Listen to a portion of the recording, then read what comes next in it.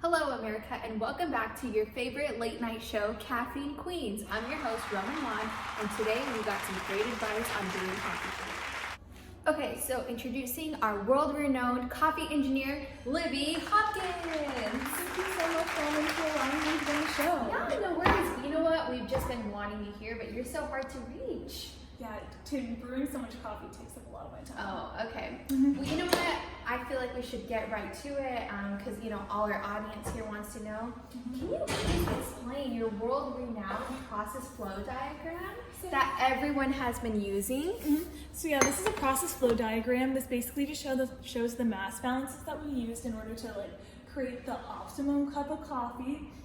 So something to note is that a lot of things such as VOCs, which are aerosols that just come off of the coffee naturally, and steam are just released out of the system.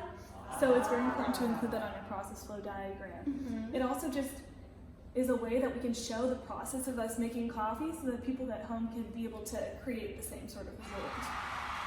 Wow, that's really amazing. You know what, Libby? I can't lie to you. I use this process flow diagram every single day, and I just get the most yummiest coffee. It's so good. Yeah, I made you a cup too. Would you like to try it? Oh, thanks. Yeah.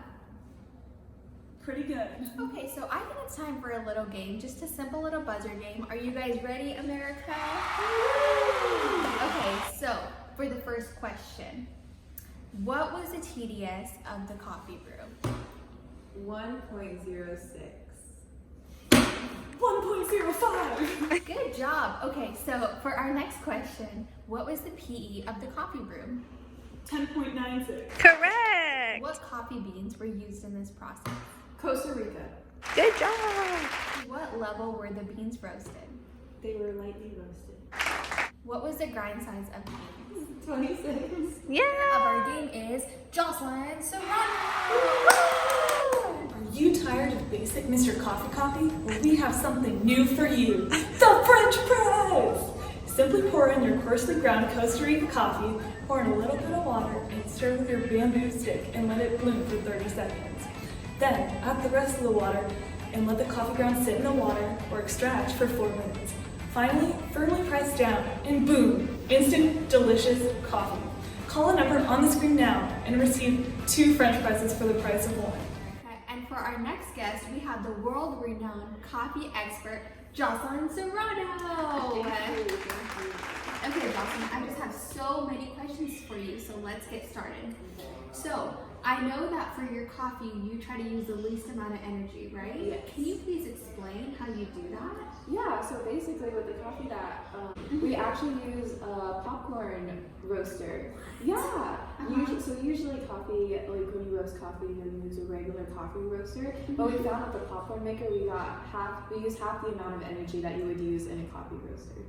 That's amazing. I have to try that out. Definitely. Okay, so I know that you use the popcorn roaster, and to me that sounds a little scary because I don't know how it would taste after using it. So do you want to talk about the sensory evaluation? Yeah, of course.